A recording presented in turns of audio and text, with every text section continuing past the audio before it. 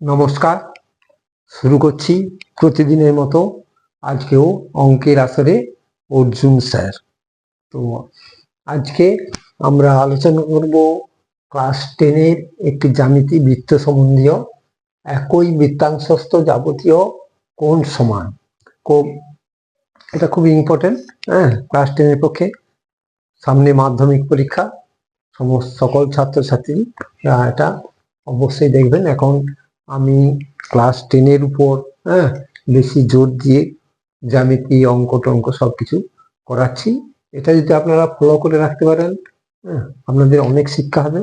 জ্যামিতিতে বিশেষ করে বেশি শিক্ষা হয়। তো জ্যামিতিটা সবাই তো একটু এড়িয়ে চলে, সেই জন্য আমি জ্যামিতিটাকেই জোর দিচ্ছি। জ্যামিতিতে নাম্বারও ভালো পাওয়া যায়। তো এইটা কেউ স্কিপ না করে পুরো ভিডিওটা দেখবেন। আর ভিডিও শেষে আমি আজকে ইউরিক অ্যাসিড সম্পর্কে কিছু তথ্য দেব এবং তার প্রতিকার, হোমিওপ্যাথি ঔষধ এবং ঘরোয়া ট্রিটমেন্ট কি আছে সেগুলোও আলোচনা করব। তো কয়েকজন আমাকে ইউরিক অ্যাসিড সম্পর্কে বলতে বলেছে, তাই আজকের দিনটি আমি বেছে নিলাম ইউরিক অ্যাসিড সম্পর্কে। আসি আমরা আগে একটা বৃত্ত অঙ্কন করি। আমরা প্রথমে একটা বৃত্ত অঙ্কন করি।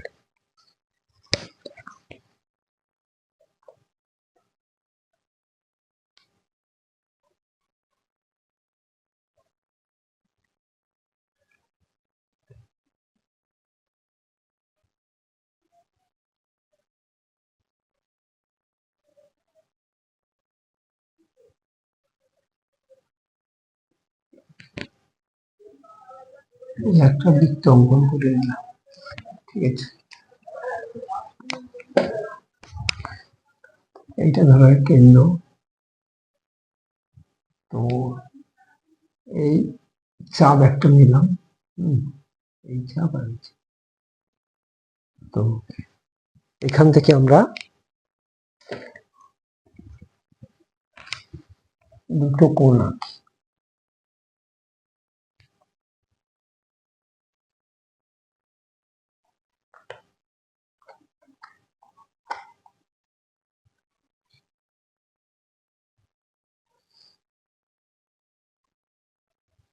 এই একটা কোণ,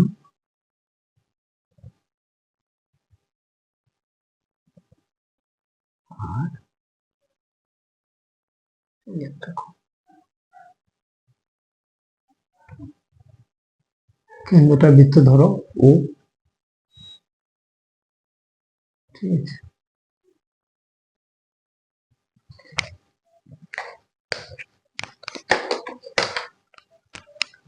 এটা কেন্দ্রস্থ কোণ।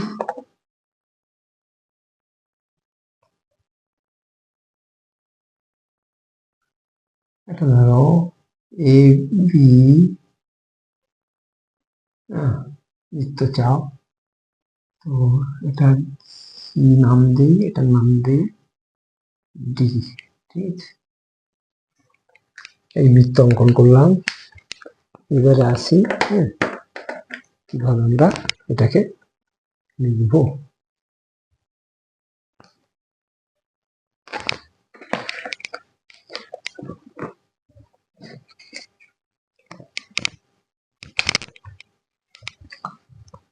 আচ্ছা, ও কেন্দ্রে একটি বৃত্ত, এ বি একটা বৃত্তচাপ।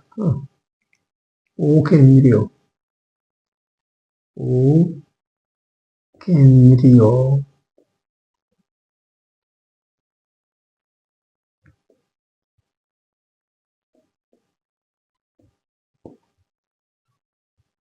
একটি বৃত্ত,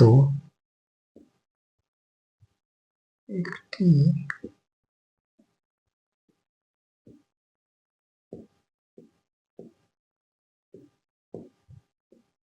বৃত্ত। ও কেন্দ্রে একটা বৃত্ত অঙ্কন করলাম। ইহার এ বি বৃত্তচাপের উপর, ইহার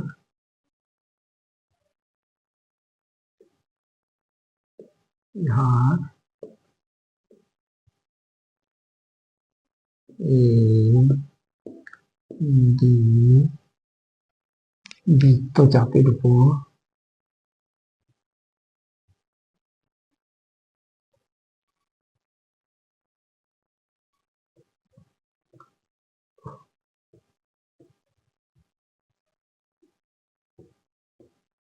উপর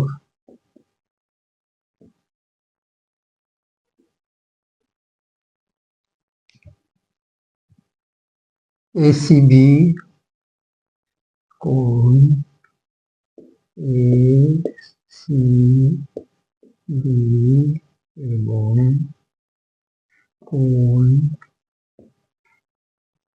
এ ডিবি এ ডি বি অঙ্কন করে নাম অঙ্ক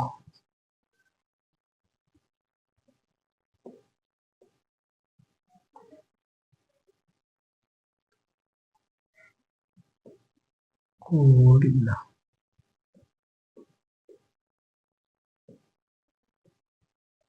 অঙ্কন করলাম, ঠিক আছে। এবং এ ও ডি ইহার কেন্দ্রস্থ কোণ, এ ও ডি ইহার কেন্দ্রস্থ কোণ।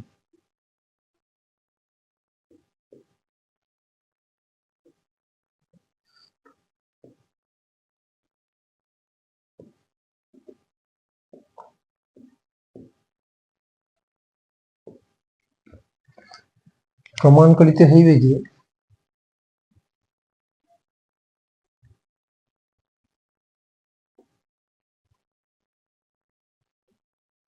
করিতে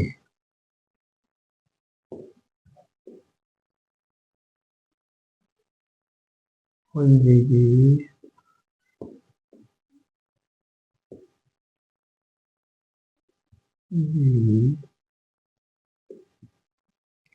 এ সি বি কোণ সমান এডিসি কোণ, কোণ এ সি বি সমান কোণ এ ডি বি, এটা প্রমাণ করতে হবে। এবার আসি প্রমাণে।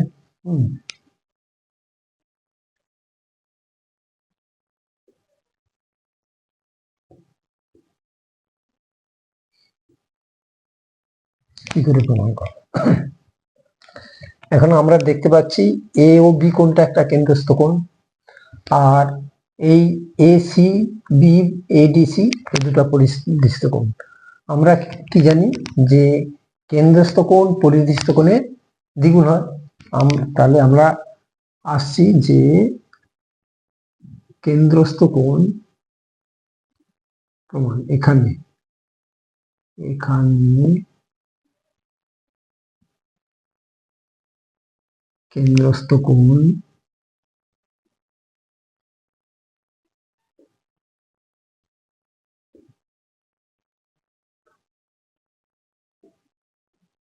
কোণ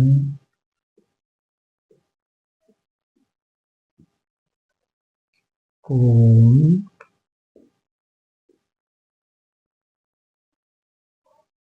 এ ও বি এ ও বি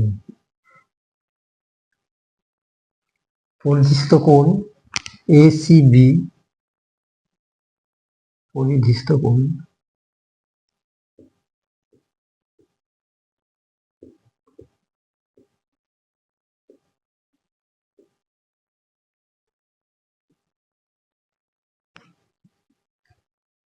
কোণ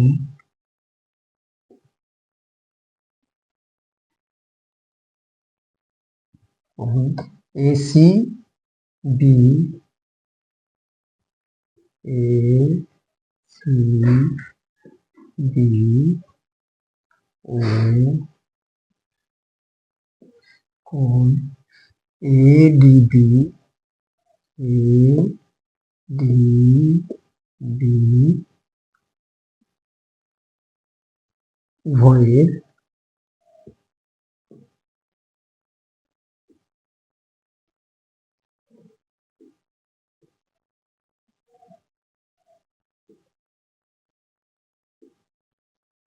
দ্বিগুণ।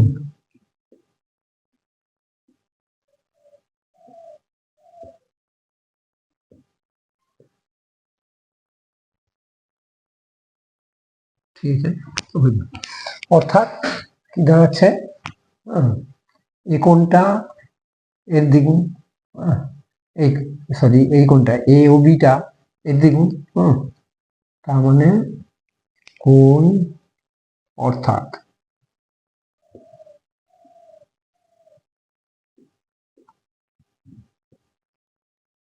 কোণ এ ও বি, এ ও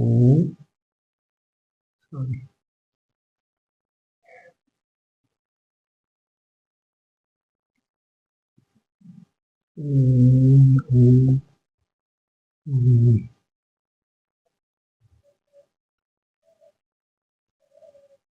সমান twice ACB, twice CB এক নম্বর, এবং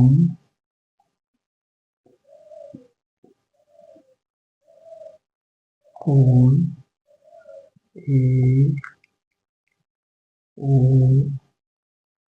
বি সমান twice কোণ ADB।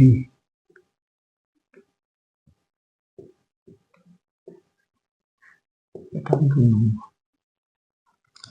এই যে 1 নম্বর 2 নম্বর, হ্যাঁ, এই দুটোকে তুলনা করে আমরা কি পাই, যে এই কোণটা সমান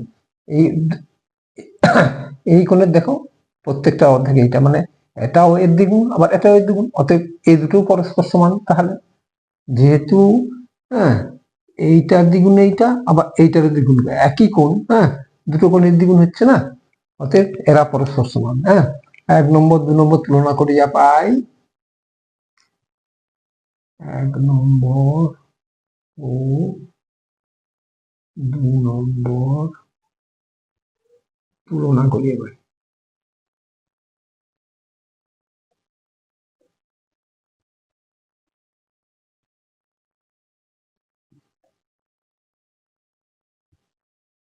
করিয়া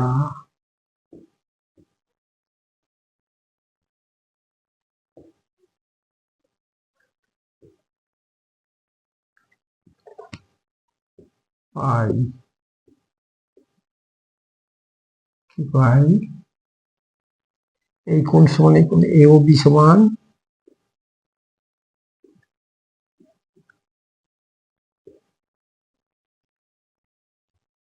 সমান সরি এ ও বি নয়, এ সি বি,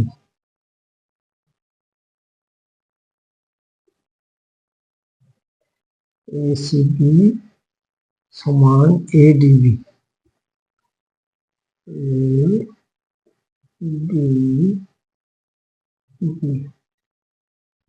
এটাই এডিবি, এডিবি মানে এসিবি সমান এসিবি সমান এডিবি, এটাই প্রমাণ করা ছিল, প্রমাণিত, প্রুভড।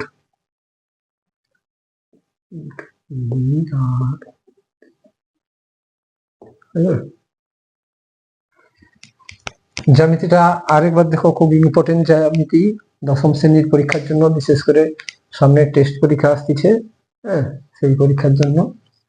একই বৃত্তাংশস্থ যাবতীয় কোণ সমান ও কেন্দ্রীয় একটি বৃত্ত, ও কেন্দ্রে একটি বৃত্ত, এইটা কেন্দ্র এইটা, হ্যাঁ, ইহার এ বি বৃত্তচাপের উপর, এই যে এ বি একটা বৃত্তচাপের উপর, এই বৃত্তচাপ এ বি এর উপর, হ্যাঁ, দুটো কোণ আঁকা হয়েছে, হ্যাঁ, দেখো এ কেন্দ্র অঙ্কন করলাম, এ ও বি ইহার কেন্দ্রস্থ কোণ হয়ে গেছে, প্রমাণ বৃত্তচাপের উপর এসিবি এবং এডিবি, হ্যাঁ, অঙ্কন করছি, এসিবি এডিবি অঙ্কন করেছি।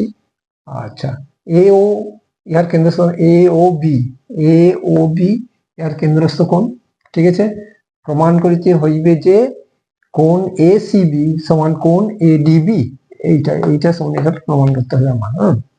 প্রমাণ দেখো, এখানে কেন্দ্রস্থ কোণ এ ও বিটা, এ ও বি, হ্যাঁ, এই কোণটা, পরিধিস্থ কোণ, পরিধিস্থ কোণ দেখে আছে না, এ সিবি আর এ ডিবি, এই দুটো কোণ আছে, হ্যাঁ, উভয়ের দ্বিগুণ হবে, কারণ আমরা জানি কেন্দ্রস্থ কোণ পরিধিস্থ কোণের দ্বিগুণ, তাহলে এই কোণটা এই দুটা কোণের দ্বিগুণ, সেটাই লিখেছি। হ্যাঁ, অর্থাৎ এ ও বি সমান 2ACB আর এ ও বি সমান 2ADB। দেখো এই একটা কোণ এ ও বি আর এ ও বি, এই একটা কোণ এই দুটো উভয় কোণের দ্বিগুণের সমান হচ্ছে, তাই না? অতএব 1 নম্বর আর 2 নম্বর যদি ধরি, তাহলে 1 নম্বর 2 নম্বর তুলনা করিয়া পাই এসিবি সমান এডিবি। এটাই প্রমাণ করার ছিল, প্রমাণ হয়ে গেল। তো আসছি একটু ওই ইউরিক অ্যাসিডের ব্যাপারে। তার আগে বলছি, আপনারা সবাই আমার এই চ্যানেলটি অঙ্কের আসরে অর্জুন স্যার, অঙ্কের আসরে অর্জুন স্যার, এই চ্যানেলটি সবাই সাবস্ক্রাইব করবেন, কমেন্ট করবেন, লাইক ও শেয়ার করবেন। এবার আসি ইউরিক অ্যাসিড। ইউরিক অ্যাসিড আমাদের একটা প্রায় ঘর ঘরেই বলতে পারেন, যাদের একটু বয়স হয়ে গেছে, আজকাল তো পরিশ্রম বিমুখ সবাই, পরিশ্রম বিমুখের জন্য ইউরিক অ্যাসিডের এটা পরিমাণটা সবার বেড়ে যাচ্ছে। আর খাওয়ার চালটা আমাদের বেড়ে যাচ্ছে। মাছ মাংস ছাড়া আমরা খাই না, শাক সবজি পাতে নেই না। এইসব কারণে আমাদের খাদ্য অভ্যাসটা খারাপ হয়ে যাচ্ছে। খাদ্য অভ্যাস এর জন্য আমাদের ইউরিক অ্যাসিডের পরিমাণও বেড়ে যাচ্ছে। তো এই ইউরিক অ্যাসিড কমাতে হলে আমাদের প্রথমে কি করতে হবে, খাদ্যের দিকে নজর দিতে হবে। ভিটামিন সি যুক্ত খাবার আর ফাইবার যুক্ত খাবার, এই দুটোর উপর বেশি জোর দিতে হবে। কি বললাম? ভিটামিন সি যুক্ত খাবার, আর ফাইবার যুক্ত খাবার, ফাইবার যুক্ত খাবার।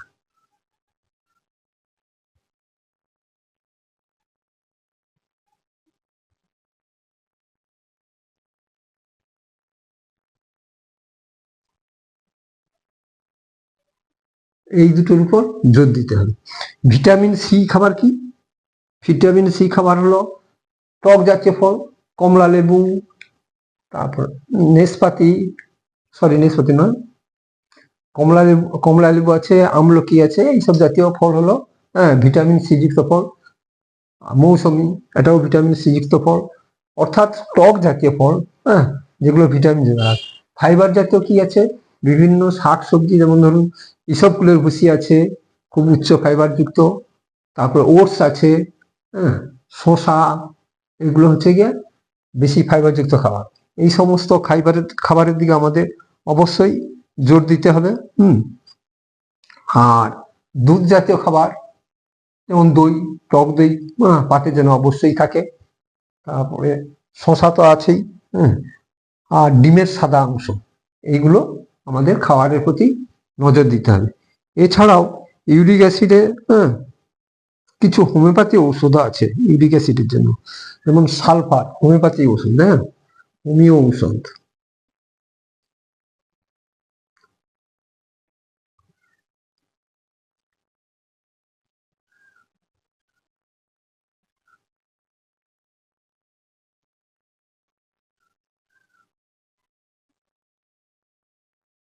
কিছু হোমিও ঔষধ আছে,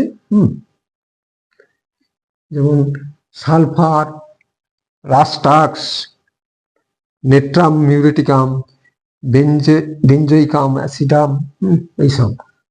কি কি লিখে দিচ্ছি? সালফার,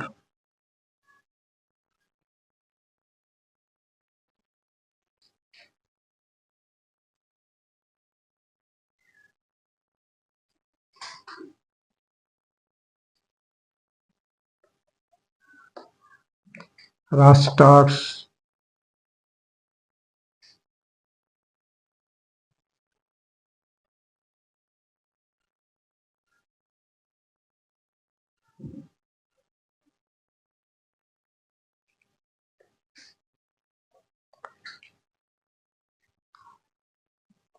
নেট্রাম মিউরেটিকাম,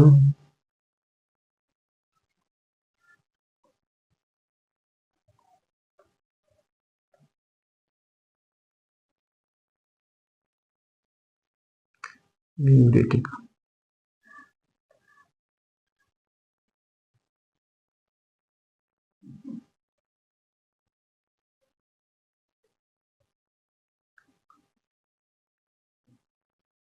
নেকটাম মিউরেটিকাম,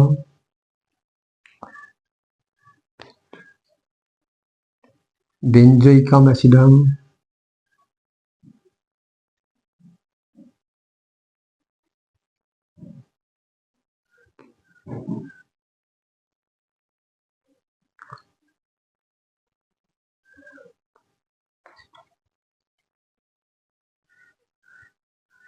অ্যাসিডাম,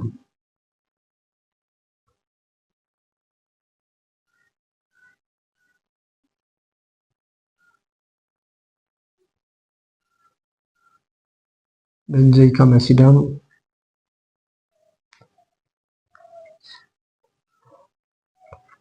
কলসিকাম ওটাই, কলসিকাম,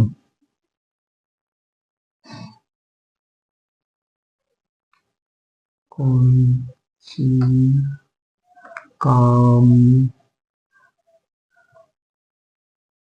ওটামনেল, ওটামনেল,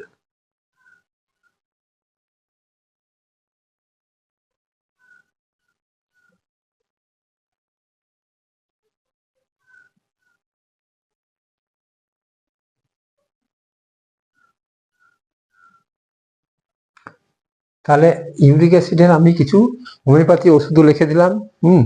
তবে সবচাইতে ঘরোয়া ট্রিটমেন্টটা করা খুবই জরুরি, কারণ এই ঘরোয়া ট্রিটমেন্ট অর্থাৎ খাওয়া দাওয়ার অভ্যাস এবং এক্সারসাইজ করা, সকালবেলা এবং বিকালবেলা 40 মিনিট করে হাঁটতে হবে, মিনিমাম 40 মিনিট করে হাঁটতে হবে যাদের ইউরিক অ্যাসিড আছে, বা যারা একটু সমর্থ আছে বাগান চাষ করতে পারেন, একটু কোদাল ধরলে ইউরিক অ্যাসিড চলেই যায়। সেই জন্য প্রথম আমাদের পরিশ্রমটা দেখতে হবে, পরিশ্রম করতে হবে। পরিশ্রম বিমুখ লোকজন ইউরিক অ্যাসিডে বেশি ভোগে, এবং ইউরিক অ্যাসিড থেকেই বিভিন্ন রকম বাতের রোগের সৃষ্টি হয়। ইউরিক অ্যাসিড গাঁঠে গাঁঠে বা যেখানে সরু রক্তনালী আছে সেই সব জায়গায় জমে গিয়ে রক্ত চলাচল ব্যাঘাত করে, কোষের ক্ষতি করে, ফলে বাত সৃষ্টি করতে পারে। সুতরাং ইউরিক অ্যাসিডটার প্রতি সবার নজর দেওয়া উচিত। আর কিছু হোমিওপ্যাথি ওষুধ আছে, sulphur, Rhus tox, নেকটাম muriaticum, benzoicum acidum, কলসিকাম, ওটামনেল, এইসব যে হোমিওপ্যাথি ওষুধগুলো লিখে দিচ্ছি এগুলো লক্ষণ অনুযায়ী খাবেন, এবং কোনো ভালো ডাক্তারেরও পরামর্শ নেবেন প্রয়োজন হলে।